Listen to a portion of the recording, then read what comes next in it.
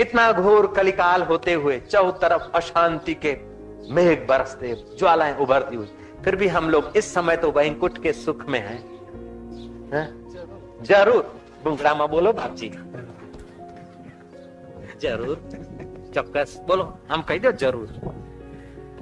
આ સ્થળ જોતા આમ હૃદય એમ બોલે છે કે જે ઋષિ મુનિઓની વાતો સાંભળેલી, પણ અત્યારે તો સર્વ ઋષિઓ, સપ્ત ઋષિઓના આશ્રમો અહીંયા એકઠા થઈ ગયા છે અને પરમ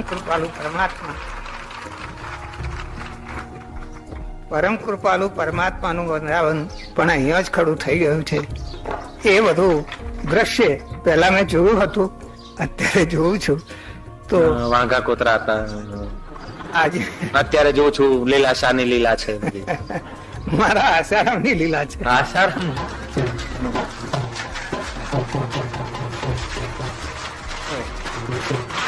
संतों का तो स्वभाव है यश देना है, ये तो संत का स्वभाव होता है।